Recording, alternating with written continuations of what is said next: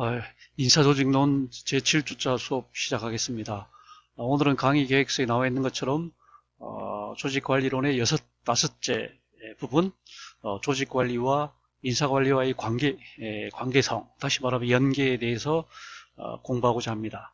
이렇게 하면 우리가 이제 절반을 공부했기 때문에 이제 다음 주에 중간 시험을 치르게 됩니다. 그리고 보고서를 이제 접수를 하게 되는데 이 중간 시험하고 보고서 내용에 대해서는 따로 공지사항에 올리도록 하겠습니다. 다음 주에 지정된 시간에 이제 정확하게 1시간 동안 우리 그 구글 클래스룸에 퀴즈 그 페이지를 통해서 딱 1시간 동안 이제 답안을 작성하는 그런 식으로 시험을 보게 될 겁니다. 자세한 사항은 공지사항을 꼭 참조해 주기 바랍니다. 이렇게 되면 이제 다음 중간시험이 끝나고 나면 조직관리론 마지막 한 부분, 조직이론사, 조직관리 이론사를 공부하게 되면 그 다음 주부터는 인사관리로 넘어갈 수 있게 됩니다. 자, 인사조직론의 강의 요목은 이제 여러 번 얘기를 합니다만은 지금까지 우리가 이제 서론 부분을 좀 공부를 했고, 그 다음에 조직관리론 부분은 이제 네 부분으로 나눠서 공부를 했잖아요. 그러면 이제 오늘하고 다음 주까지 이렇게 하면 조직관리론 부분은 다 이제 끝이 나게 됩니다.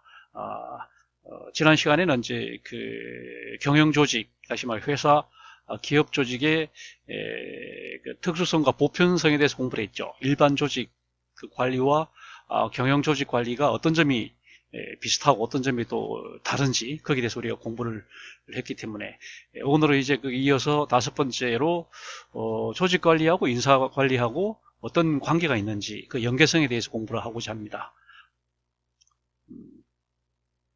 자, 그래서 오늘 공부할 부분은 크게 이제 세 부분으로 구성이 되어 있는데, 먼저 조직관리와 인사관리와의 연계 총설, 어떤 식으로 되어 있는지 큰 틀을 보고, 그 다음에 조직 구조 변수하고 인사관리와의 연계성, 그 다음에 조직 과정 변수하고 인사관리와의 연계성, 이렇게 크게 세 부분으로 나눠서 공부를 하도록 하겠습니다. 자, 먼저 조직관리와 인사관리와의 그 연계 총설 그 내용을 한번 보면은 우리가 이제 그 조직관리라고 하는 것이 넓게 보면은 경영관리의 전부가 이제 넓은 의미의 조직관리에 해당이 됩니다.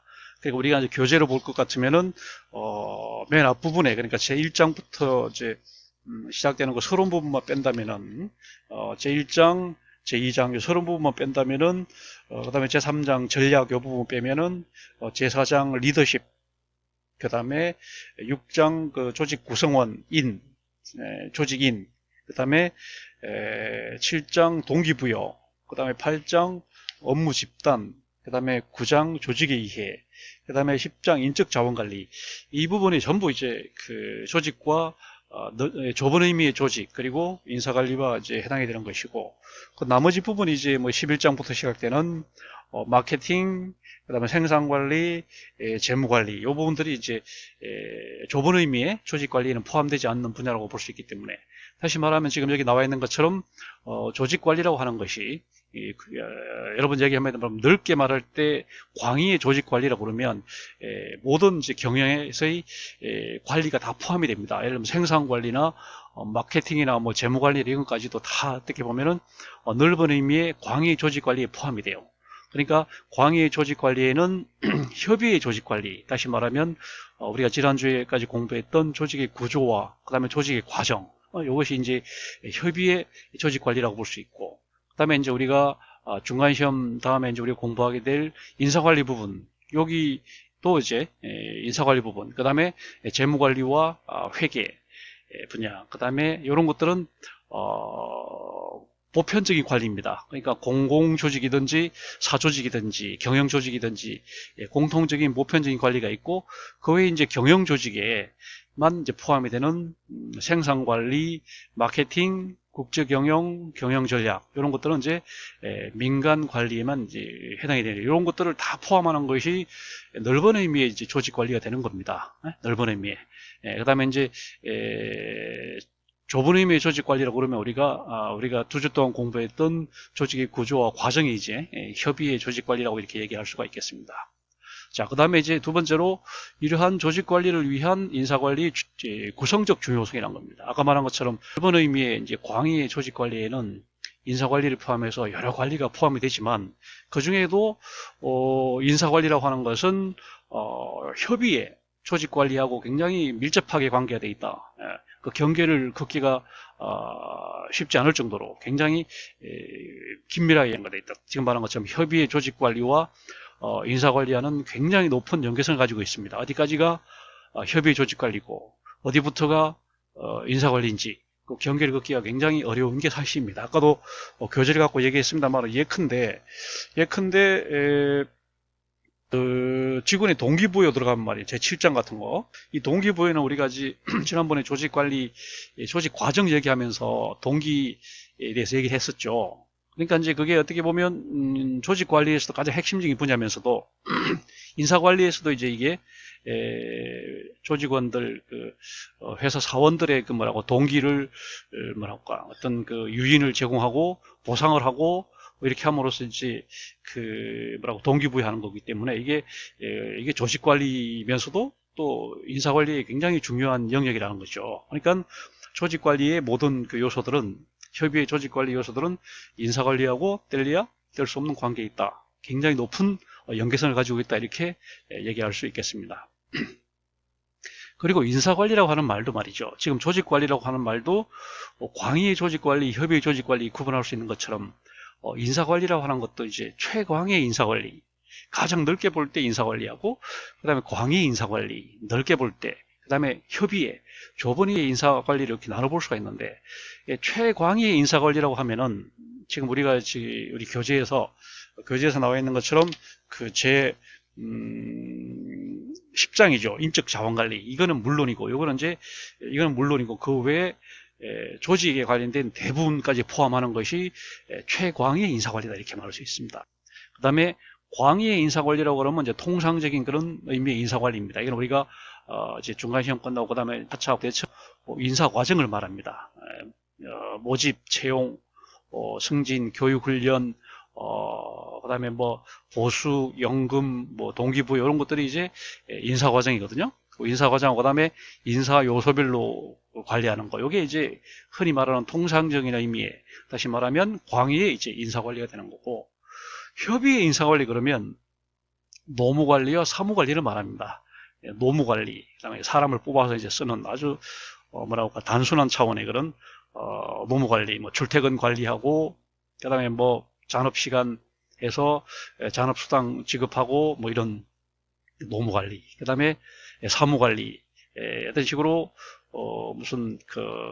총무과 운영을 어떻게 할 것인지, 그 다음에 필요한 비품들을 어떻게 사드리고 어떤 식으로 배분하고 할 건지 이런 것들이 이제 사무관리잖아요. 가장 좁은 의미의 인사관리라고 그러면 요걸 말해요. 그러니까 노무관리와 사무관리를 말하지만 우리가 통상적인 의미의 광의 인사관리라고 그러면 대체로 인사과정하고 그 인사 요소의 중요한 몇 가지 사항, 요거를 이제 대체로 이제 광의 인사관리라고 그러고, 최광의 인사관리는 이런 광의 인사관리를 포함해서 조직관리 대부분이 포함이 됩니다. 그래서 우리가 인사관리 부교재를 소개를 했었죠. 인사관리로는 하고는 부교재를 소개를 했었는데 거기 보면 이제 다 이런 요소들이 나오거든요. 주로 보면은 인사 과정들이 이제 주가 되고 있어요. 인사 과정들이 추가되면서 각 요소들 요소들을 이제 포함하고 있는 것이 이제 통상적인 그런 이제 인사 관리 내용이 되겠습니다.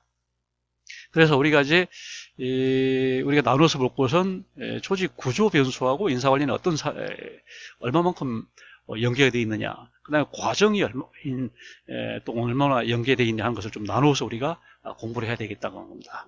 나눠서 공부하도록 그렇게 하겠습니다. 자, 먼저 구조 변수입니다. 우리가 이제 조직 관리론 공부할 때 이제 구조하고 우리가 과정으로 나눠서 공부를 했잖아요. 구조라고 하는 것은 이미 이제 좀 시간이 좀 지나고 함으로 해서 굳어진 좀 정형화된 그런 것들이 구조입니다. 반면에 이제 과정은 계속적인 어떤 변화되는 중에 있는 그런 것들이 이제 과정이라고 이렇게 대체로 두 가지로 이제 구분을 하는 겁니다. 구조에서 이제 중요한 것은 우리가 지난번에 공부한 것처럼 조직의 목표가 제일 중요하죠. 그 조직이 어떤 목표를 가지고 있냐에 따라서 그 조직의 이제 구조가 결정이 되고, 그 다음에 조직의 과정이 그 결정이 되기 때문에 그 조직의 목표야말로 어떻게 보면 조직의 가장 핵심적인 분야다, 이렇게 얘기를 합니다. 우리가 처음에 이제 집단과 그 조직을 구분할 때도 그렇게 얘기했죠. 집단이라는 것은 이제 뭐랄까, 자연스럽게 이렇게 모이게 되는 그런 것이 집단이라면, 그런 집단들 가운데 이제 공식적인 목표를 가진 것만이 이제 구조다, 이렇게 얘기를 했기 때문에, 목표는 구조의 가장 핵심 변수입니다. 그러니까 거의 뭐 동일시 될 수 있는 그런 겁니다. 그러니까 그 구조가 어떠냐에 따라서 다른 것들이 다 이제 결정이 되기 때문에, 예를 들면 뭐 영리 조직이냐 비영리 조직이냐, 그러면 영리 조직이다 그러면 이 조직은 목표가 영리를 추구하는 거니까 거기에 최적화돼서 모든 것이 이제 효율성 위주로, 그 다음에 이윤 위주로 이제 돌아가 있구나, 이렇게 충분히 이제 가늠할 수 있는 거고, 그러면 이제 권력 배분도 영리 조직 같으면 이제 이게 이윤 중심으로, 성과 중심으로 되겠구나, 이렇게 될 겁니다. 전문성 위주로 이렇게 그 권력이 배분되겠구나 하는 걸 충분히 가늠해 볼 수 있기 때문에, 목표야말로 구조의 가장 중요한 변수고, 그 다음에 이제 두 번째 변수가 바로 이제 권력이라는 거죠. 권력이라고 하는 것은 조직 안에서 구성원들 사이에, 그 다음에 이제 부서들, 집단들 뭐 이런 사이에 어떤 관련성, 이걸 우리는 한마디로 권력이다, 이렇게 얘기를 합니다. 역할과 지위를 보고, 역할과 지위가 이제 상대방한테 얼마나 의존하고 있느냐에 따른 권력이라고 하는 건데, 이 권력이라고 하는 것은 굉장히 그 중요한 구조 변수인데, 어떤 조직 안에서 뭐 기업이라든지 이런 대규모 공식적인 그런 조직 안에서 권력은 우리는 권한이라고 이렇게 얘기를 한다고 그랬죠. 권력 중에서도 특별히 정당성을 가진 거, 레지티머시, 정당성을 갖춘 것만을 우리는 이제 권한이다, 이렇게 얘기를 한다요. 권위라고 얘기를 하고, 권위 중에서도 특별히 이제 실정법적으로 많이 쓰는 말이 이제 권한이란 말을 많이 쓰죠. 권위란 말은 대체로 학문적인 그 사회학적인 용어가 되는 것이고, 법적인 용어가 될 때 이제 권한이 됩니다. 권한 또는 권능, 이 말은, 이 권한이란 말은 이제 오소리티라고 말해요. 그러니까 이제 조직 안에서 이제 특별히 이제 우리가 지금 그 관심을 갖는 기업 경영 조직 안에서 상급자가 갖는 그 권력이라고 하는 것은 그 사람이 가진 전문성, 어떤 경력, 그 사람이 가진 특별한 기술, 어떤 능력, 이런 것들이 겉으로 드러난 게 이제 그 권한이기 때문에, 그 사람이 얼마만한 권한을 누리느냐를 보고 그 사람을 가늠할 수가 있는 거죠. 특히 이제 권력 유형을 보면은 인사관리와 굉장히 이제 연계가 높아요. 우리가 권력을 지난번에 여러 가지 기준에 따라서 유형화를 했습니다. 지난주에 했었죠. 그 중에 하나가 이제 H1E가 세 가지로 나눈 바가 있죠. 강요적 권력과 규범적 권력과 공리적 타산적 권력, 이렇게 이제 셋으로 나눈 바가 있는데, 역시 강요적 권력은 이제 물리적인 어떤 요소가 작용하기 때문에 가장 강력한 그런 권력이 바로 강요적 권력이고, 규범적 권력은 이제 뭐 가족 관계랄지 이런 사이에서 이제 우리가 규범적으로 부여되는 권력이고, 공리적 권력은 목표 지향적인 각 사람들이 어떤 타산적인 이해 타산을 따지는 그런 권력이기 때문에, 그런 권력 유형에 따라서 인사관리와 굉장히 연계성이 있는 겁니다. 강요적 권력에서 인사관리는 물리적인 어떤 그런 인사관리가 될 거고, 규범적 권력에서는 근본적인 어떤 규범, 도덕 같은 걸 계속 이제 강조하는 그런 식이 될 거고, 공리적 그 권력에서의 인사관리라고 그러면 이제 보상이 되겠죠. 유인, 경제적 인센티브를 얼마나 주느냐, 아니면 거기에 대한 보상체계 어떠냐에 따라서 어떤 보상체계 중심적으로 인사관리가 될 거란 말이에요. 그러니까 권력 유형별로 인사관리가 영향을 받을 것이다. 그죠? 기업들도 마찬가지 아니겠습니까? 예를 들면 현대자동차 같이 좀 근로자를 많이 고용하는 노동자에게 굉장히 많이 의존하는 데는 아무래도 이 강요적 권력 쪽이 이제 크겠고, 삼성전자 같은 경우는 이제 자동화되는 형태이기 때문에 공리적 권력이 강하니까 그 안에서 권력 유형이 벌써 현대자동차와 삼성전자는 상당히 다를 것이다 알 수 있는 거고, 권력 유형이 다르니까 당연히 인사관리 행태도 다를 것이다, 이렇게 나온 거죠. 우리가 충분히 가늠할 수 있는 겁니다. 그 다음에 권력 분화라고 하는 거예요. 기업 안에서 이제 권력이 집중이 되지 않고 어떤 그 전문성에 따라서 이제 분화가 된다 이렇게 했었죠. 수평적으로 분화가 되고, 수직적으로 분화가 되고, 또 공간적으로 분화가 된다 이렇게 세 가지 분화가 된다 얘기를 했었습니다. 이렇게 될 특히 이제 수평적으로 이제 분화가 될 경우에 또 수직적 그다음에 뭐 공간적으로 분화될 경우에는 이제 인사기관이라는 게 있어가지고 중앙에 인사기관이 있고 이제 각 뭐 분산된 형태에서도 이제 하부 인사기관이 있을 수 있어요. 예를 들면 뭐 삼성그룹 본사에 뭐 중앙 인사기관이 있을 수 있고 삼성전자 안에 뭐 삼성생명 안에 또 개별적으로 다 인사기관이 있을 거란 말이에요. 그러면 이제 어떤 것들이 더 큰 힘을 발휘하는지 이런 것들을 이제 보면 알 수 있겠죠. 전문성에 따라서 좀 다를 겁니다. 아무래도 전자 같은 것은 굉장히 전문성이 높으니까 아무래도 하부 인사기관에 좀 힘이 강하겠죠. 그러나 이제 뭐 생명이나 일반 뭐 그 건설 부문이나 이런 쪽은 뭐 일반적인 그런 거니까 아마 중앙 인사기관의 힘이 강하지 않을까 이렇게 우리가 충분히 생각해 볼 수 있는 겁니다. 그런 식으로 권력 분화가 어떻게 되어 있냐에 따라서 인사관리도 영향을 받는다 이런 얘기고요. 그 다음에 권력이 얼마나 집중되어 있고 분산되어 있냐에 따라서 인사관리가 더 다른 겁니다. 권력이 집중이 되어 있다. 그럼 아무래도 중앙에서의 인사관리가 주종을 이루겠지만 권력이 분산되어 있다 이러면 이제 하부에서 이렇게 하겠죠.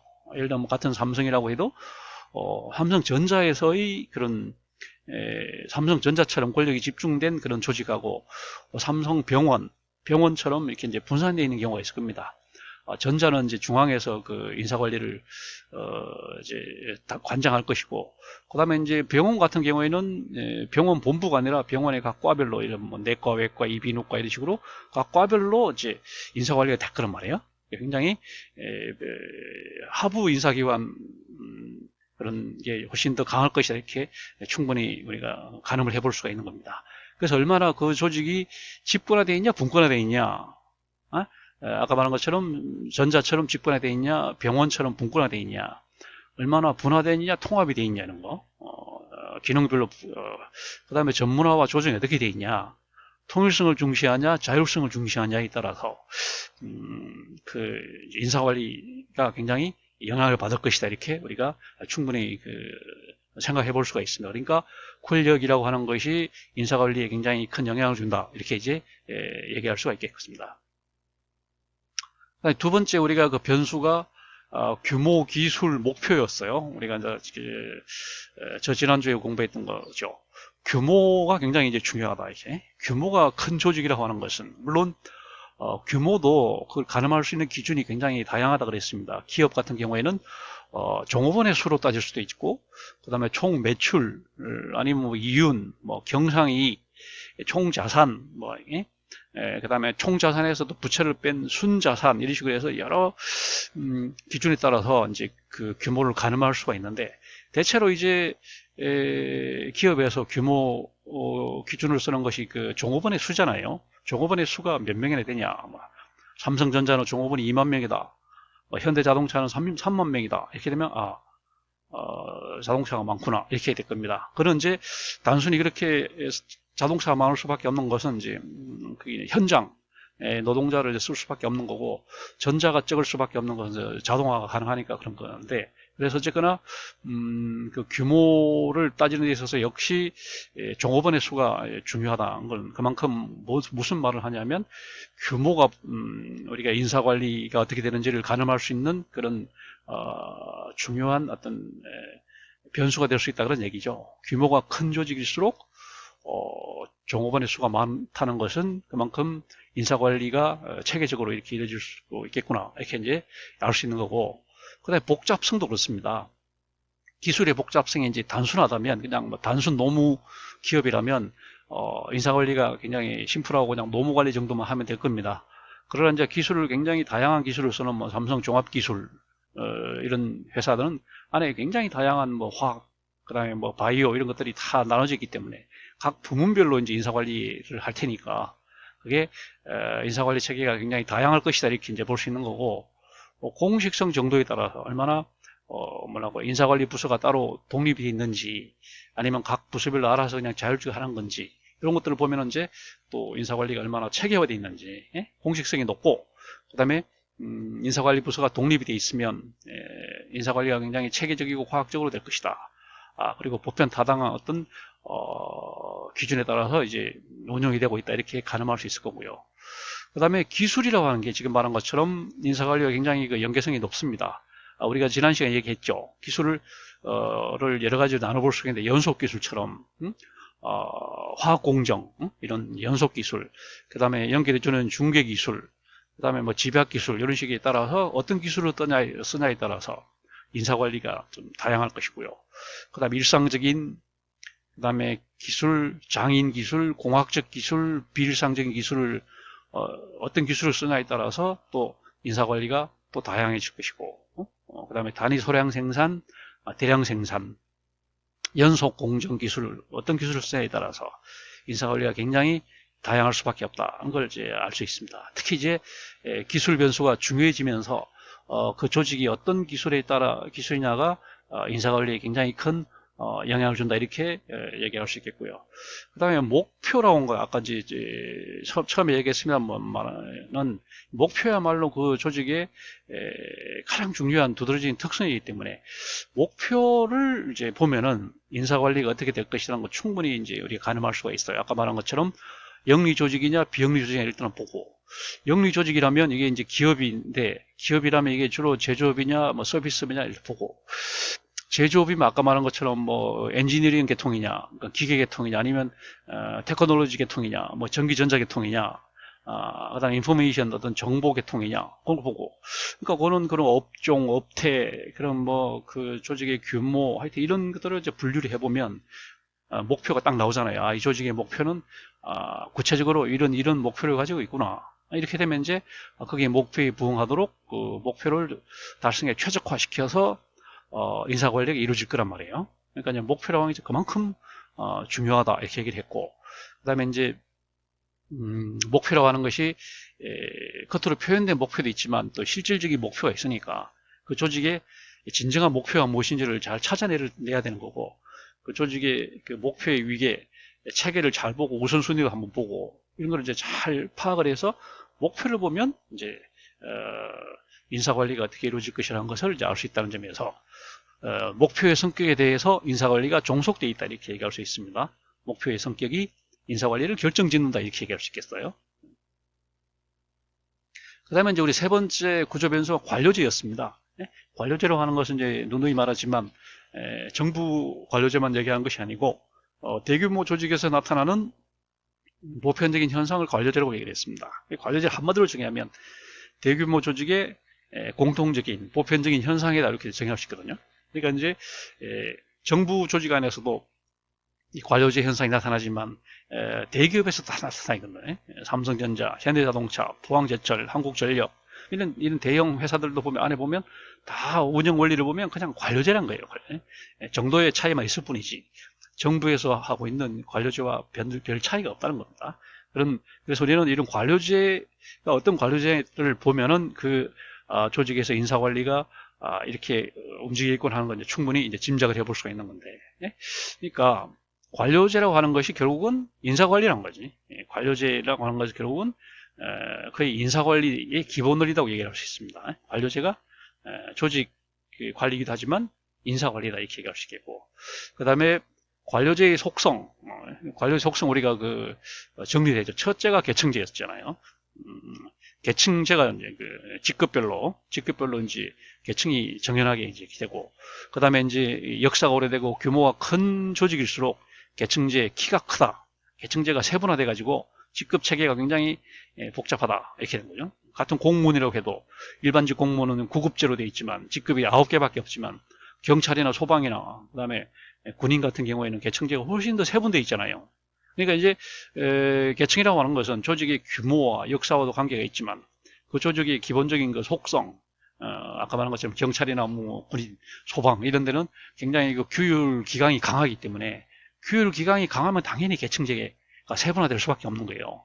반면에 이제 병원, 종합병원, 뭐 대학병원 이런 데는 계층제가 한 몇 층이 안 되는 거죠. 당연히 계층제보다는 그 전문성이 중요하기 때문에 종합병원이나 그다음에 대학도 마찬가지죠. 그다음에 학교도 일선 학교도 그냥 교장, 교사 이렇게 그냥 2층밖에 없는 거고, 대학도 뭐 그냥 정교수, 부교수 뭐 이렇게 한 2층밖에 없는 거고 그런 거죠. 그러나 이제 경찰은 굉장히, 그러니까 어떤 그 계층이냐에 따라서 인사관리가 굉장히 엄하게 될 거라고. 특히 이제 승진 같은 데 있어서 승진 조건이 굉장히 까다로울 거고, 그걸 굉장히 이제 체계적이고 뭐라 할까요, 굉장히 뭐라 할까, 타당성 있게 이렇게 운영을 할 거란 말이에요. 그러나 계층제가 좀 뭐 2층밖에 없고 이런 납작한 조직이면 그런 그 승진 이런 데 대한 그 기준이 별로 구체화되어 있지 않을 거란 건 충분히 알 수 있는 거고, 그 다음에 문서주의, 두 번째가 문서주의였잖아요. 업무 처리를 이제 문서로 이렇게 하다 보니까 안정성 있게 이렇게 처리를 하는 거죠. 그러니까 인사도 다 이게 문서로 이렇게 처리를 하는 거고, 그 다음에 전문직업주의, 신분 보장이죠. 그 다음에 공사 구분, 공과 사를 분명히 구분하는, 요게 이제 우리가 말하는 계층제 4대 속성인데, 이런 그 속성의 내용들이 어떠냐에 따라서 인사관리가 하고 굉장히 이제 연계가 있을 거란 말이에요. 아까 말한 것처럼 삼성병원의 그런 계층제, 어떤 문서 그 공문 형태, 그다음에 전문성, 공사구문 이런 거 하고, 그다음에 삼성 전자의 이런 거 하고 다를 거란 말이에요. 그럼 그게 서로 다르다는 것은 인사관리도 서로 다르게 돌아갈 것이라는 걸 우리가 충분히 가늠할 수가 있습니다. 그 다음에 이제 관료제는 지난번에 이제 역기능도 있고 순기능도 있다 이렇게 이제 얘기를 했잖아요. 관료제를 한 게 좋은 점도 있고 나쁜 점도 있습니다. 관료제의 장점이 많아요. 그래서 오늘날 정부에서 여전히 관료제 원리를 뭐랄까, 그 충분히 활용을 하고 있고요. 그 다음에 민간 대기업들도 정도의 차이는 있긴 하지만 이 관료제의 큰 매력을 느끼고 있는 이유는 관료제가 가지고 있는 순기능이죠. 아까 말한 것처럼 계층제를 통해서 역할 분담이 분명하게 되고, 계층제를 통해서 어떤 규율이 딱 잡히고, 계층제를 통해서 의사 전달이 되고, 의사 소통이 되고, 계층제를 통해서 또 의사 결정이 되고, 이게 얼마나 좋습니까? 문서주의를 통해서 굉장히 안정성이 있고 예측 가능성이 있고, 이런 전문직업주의를 통해서 전문성을 살리고 신분이 보장이 되고, 뭐 이런, 그 다음에 공사구문을 통해서 뭐랄까, 업무와 사적인 관계가 구분이 되니까 이게 얼마나 좋은 점이 많습니까? 그래서 인사관리는 이런 장점을 극대화시키는 방향으로 가야 됩니다. 다시 말하면 또 이 가지고 있는 단점은 이제 최소화시키는 방향으로, 다시 말하면 계층제가 갖는 단점, 권위주의, 문수주의가 갖는 단점, 뭐랄까요, 형식주의, 형식으로만 흐르고 하는, 전문직업주의가 갖는 문제점, 무사한 일, 공사구문이 갖는 문제점, 뭐라고, 너무 이기적이고 자기만 생각하는, 요런 또 단점들이 있단 말이에요. 이런 문제들을 이제 최소화시키도록 이제 인사관리를 하는 것이, 그런 식으로 될 거란 말이에요. 그러니까, 관료제와 굉장히 밀접한 관계가 있다. 이렇게 얘기할 수 있겠고요. 그 다음에 관료제 이외의 여타 원리들이 있었잖아요. 지난번에 나온 것처럼, 포스트 코브 같은 이런 것도, 인사관리와 굉장히 관계돼. 특히 이 중에서 S죠. S. 포스트 코브에서 S, 스태핑이라고 하는 게 바로 인사관리입니다. 플래닝, 오가나이징, 스태핑, 디렉팅, 코오디네이팅, 리포팅, 버제팅 이렇게 되잖아요. 이 중에 특히 스태핑이라고 하는 인사관리, 여기 이제 특별히 이런 그 원리 중에서도 인사관리와 연계되어 있다는 거고, 그 다음에 이제 계층제 지금 말한 것처럼 계층제, 그 다음에 통솔 범위 원리도 그렇습니다. 인사관리를 할 때도 통솔 범위에 따라서 거기 조직이 얼마나 뭐랄까, 기술을 많이 활용하는 기업이냐에 따라서, 전문 기술을 활용하는 기업이라면 통솔 범위를 좁혀야 되겠죠. 그러나 단순 노무를 위주로 하는 그런 기업이라면 통솔 범위가 좀 넓어도 관계가 없습니다. 그래서 인사관리에 굉장히 큰 영향을 주는 거고, 조정과 통합에 따라서도, 조정이 중요하냐, 조정과 통합은 또 지금 나온 것처럼 분업 전문화와 또 이제 반대 관계이기 때문에, 그런 원리도 봐야 되고, 명령 통일의 원리, 분해불 이런 따라서 인사관리가 굉장히 다양할 수밖에 없다, 이렇게 얘기할 수 있습니다. 자, 그 다음에 이제 조직 과정으로 들어와서, 지금까지 우리가 조직 구조 변수가 인사관리에 굉장히 큰 영향을 주고, 사실 조직 구조 변수가 사실상 인사관리의 대부분이다 이렇게 말할 수 있을 정도로 조직 구조와 인사관리가 굉장히 밀접한 연계성을 가지고 있다 이렇게 얘기를 했습니다. 그러면 이제 과정에 들어와서 보면요, 과정은 좀 더 밀접하다 이렇게 이제 얘기를 할 수가 있습니다. 보면은 자 먼저 조직 과정 변수 중에 첫째가 사람이었습니다. 조직인 그 사람에 대한 관리, 이게 바로 인사관리잖아요. 그러니까 조직인은 결국은 인사관리의 가장 핵심적인 부분이라 볼 수 있습니다. 다시 말하면 첫째로 성격 유형의 이 인사관리와 어떤 관계가 있느냐. 우리가 이제 각 기업들마다 그 지금 나중에 나온 것처럼 조직 문화가 있어서, 기업 문화가 있어서 그 문화에 이제 부합하는 사람들을 뽑아들이잖아요. 채용 단계에서부터 선호하는 성격 유형이 있습니다. 우리가 흔히 말하는 삼성맨, 그럼 삼성에서 선호하는 그런 성격 유형이 있어요. 보다 좀 사람들이 적극적이고 개방적이고 목표 지향적이고 이런 사람들. 그 다음에 또 현대 자동차가 또 선호하는 사람도 있습니다.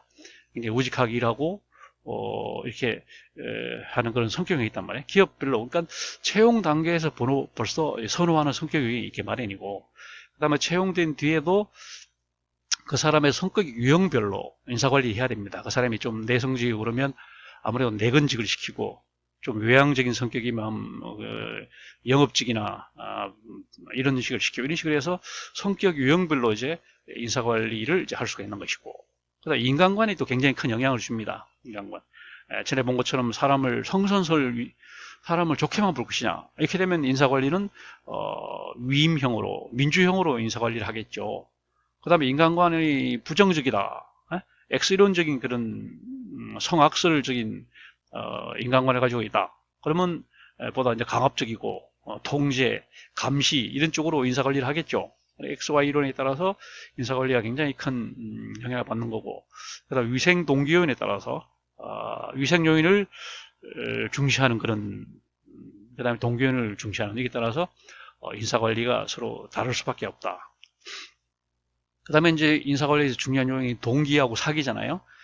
우리가 이제 지난번에 본 것처럼 동기 사기를 부여하는 식으로 이제 인사관리가 돼야 되거든요. 다시 말하면 유인을 경제적 보상 외에도 사회 심리적인 보상을 제공함으로 해서 그 사람에게 동기를 부여해야 되고 사기를 부여해야 돼요. 그래야지만 그 사람이 그 조직에, 그 기업에 몰입을 하는 겁니다.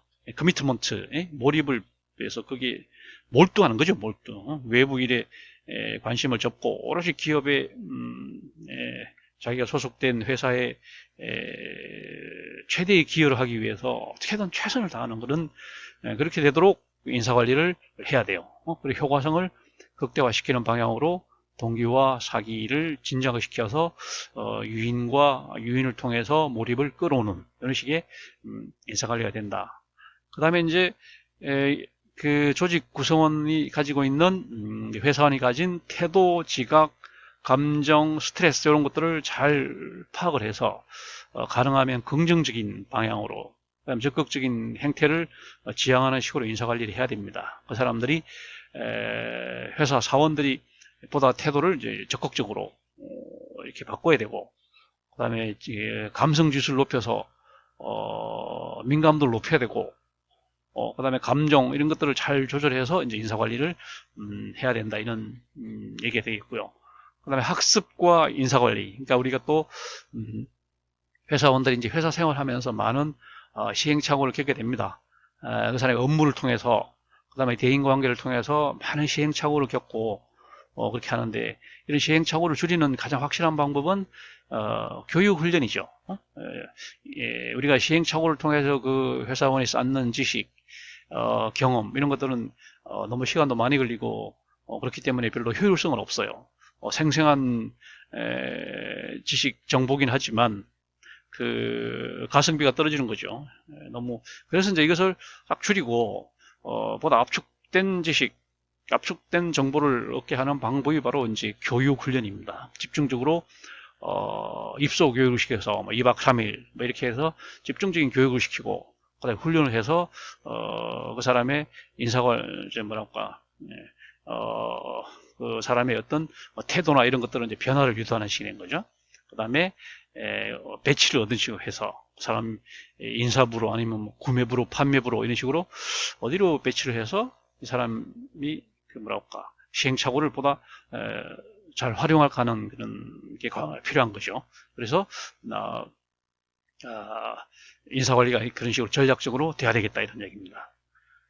그 다음에 이제 우리가 두 번째 요소가 개인이 모여서 이제 집단이 되는데, 회사마다 이제 그 안에 보면 비공식 소 집단들이 많이 있잖아요. 그러면 이런 인사관리를 할 때는 이런 소집단을 잘 활용을 해서 이제 전략적으로 잘 활용을 해야 됩니다.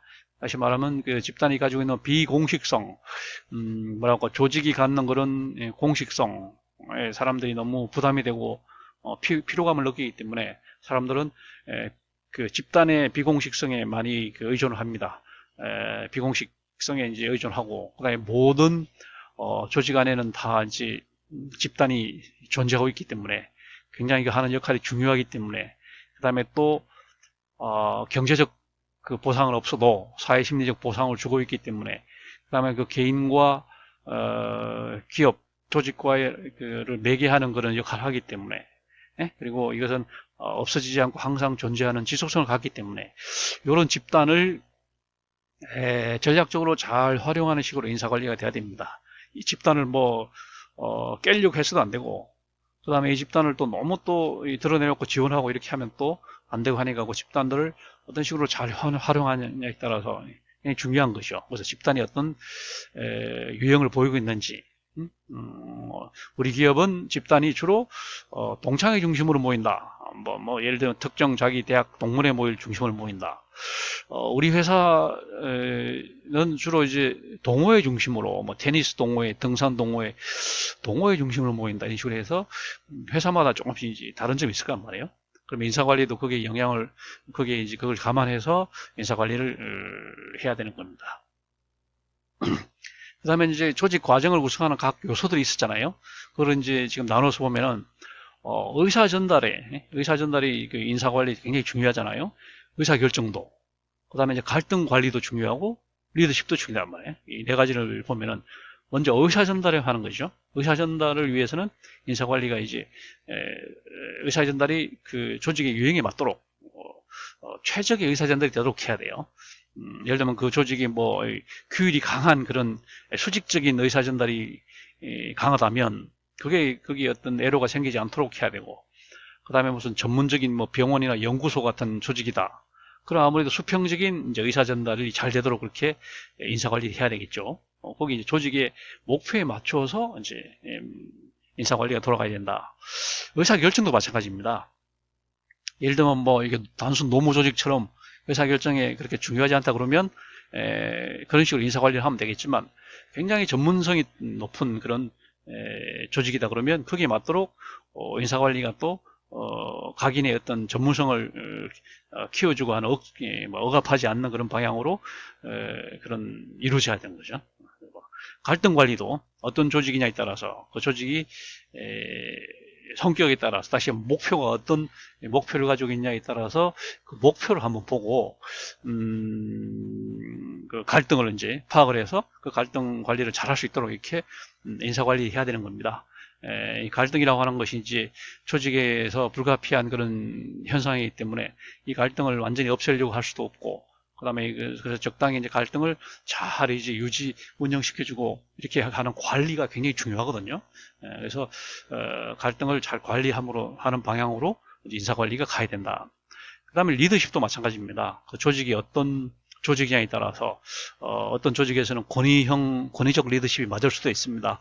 군대나 교도소나 검찰이나 이런 조직들은 아무래도 권위적 리더십이 적합해요. 그런 조직에 민주적 리더십이 들어가갖고는 조직에 와야 되지 않겠습니까? 반면에 아까 말한 것처럼 대학교나 연구소나 병원이나 이런 데는 민주적 리더십이 적합해요. 거기서 이제 권위적인 리더십을 시도하면 반드시 그 실패할 수밖에 없는 거잖아요. 그러니까 그런 방향에서 인사관리가 이제 이루어져야 되는 겁니다. 거기 부합하도록 인사관리가 돼야 되고, 다만 약간 그 변화에 또 항상 이제 시도를 하면서, 우리 조직이 기본적으로 권위적인 조직이고 권위적 리더십이 주류가 되고 있지만 그래도 민주적인 요소를 조금 가미해보자, 이런 식의 약간 인사관리가 그런 식으로 이루어져야 된다, 이런 얘기가 되겠습니다. 그 다음에 이제 지금 우리가 남은 두 개는 이제 조직 환경하고 이제 조직의 동태입니다. 환경과 동태를 우리가 이제 보고 조직에 처해 있는 환경이 어떤 환경인지를 잘 이제 일단은 봐야 됩니다. 조직이 처해 있는 환경이 어떤 환경이냐, 굉장히 그 동태적인 환경에 처해 있다. 그럼 인사관리가 거기에 맞춰서 굉장히 이제 기동성 있게, 그러니까 쉽게 말하면 뭐 예를 들면 뭐 채용 같은 거, 뭐라고 할까요? 고용 같은 것도 노동의 그 유연성, 고용의 유연성 이런 게 이제 강화돼야 되겠죠.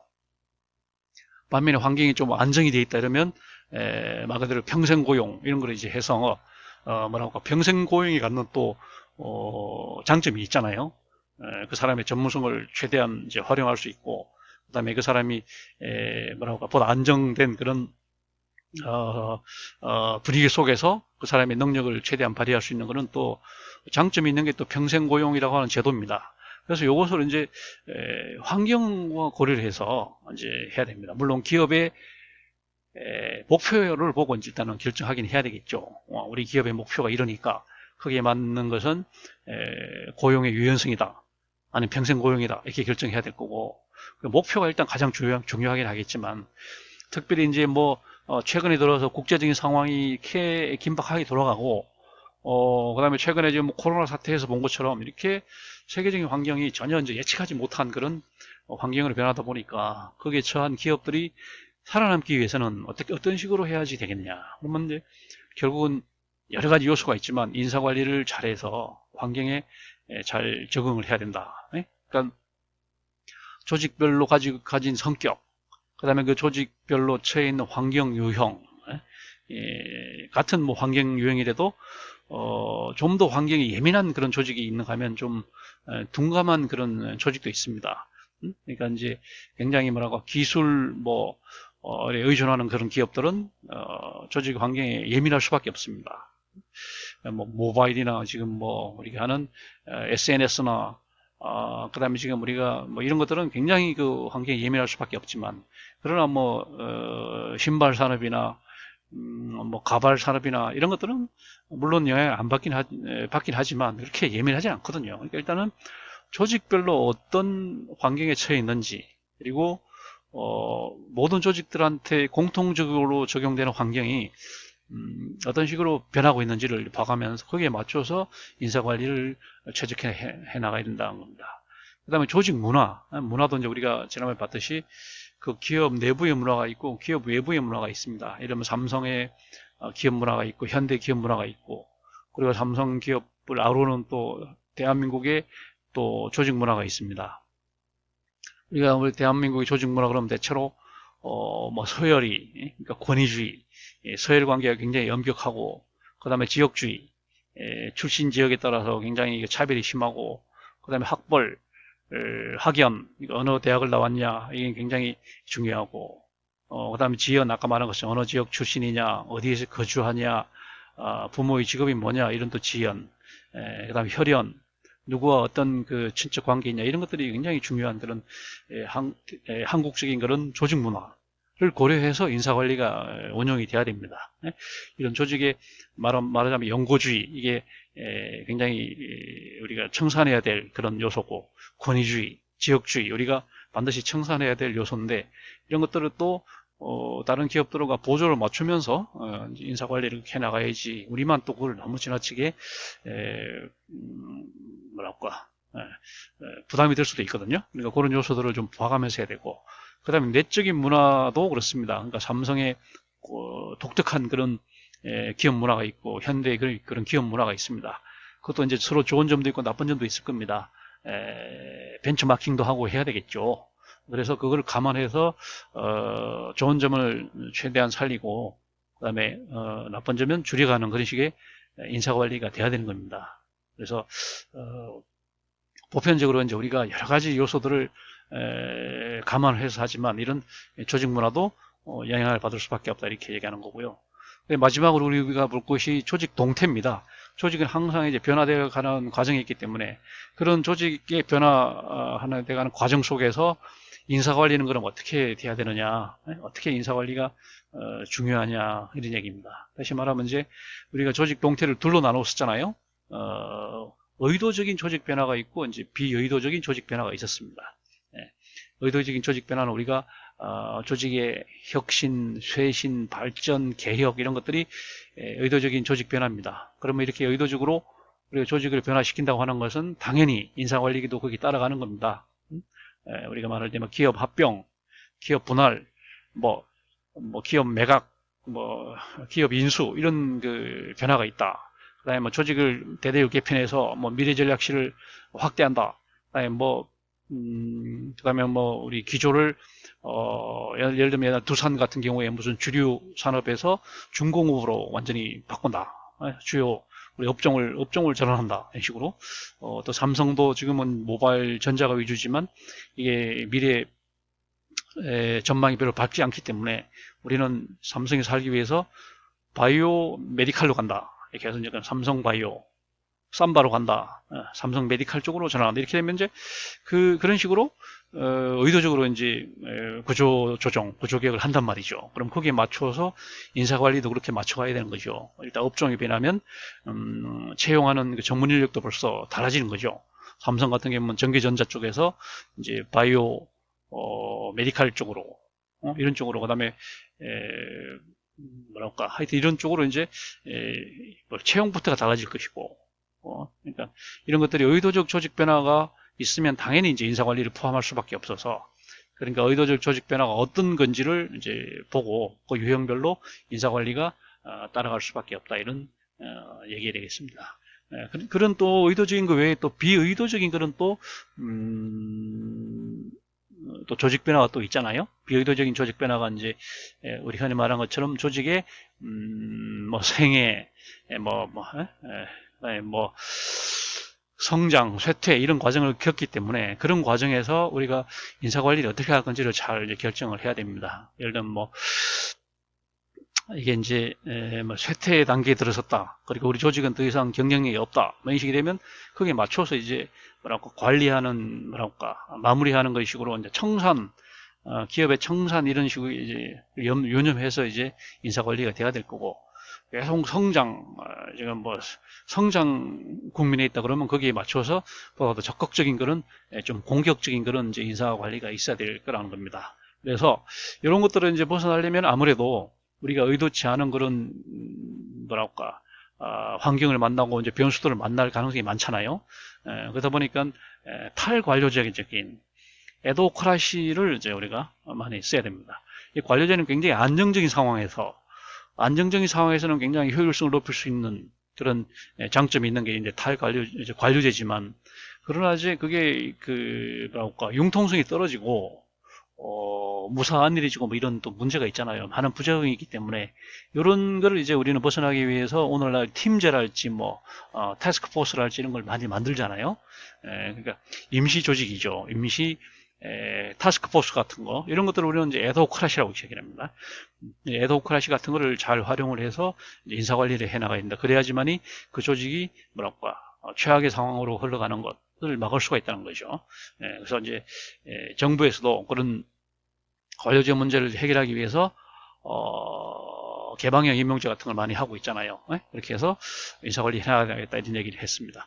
자, 그렇게 하면 우리는 이제 이 수업은 오늘 수업은 바로 이런 조직 관리하고 인사 관리가 어떤 관계에 있는지를 봤습니다. 다시 말하면 조직 관리와 인사 관리는 굉장히 긴밀한 관계에 있다.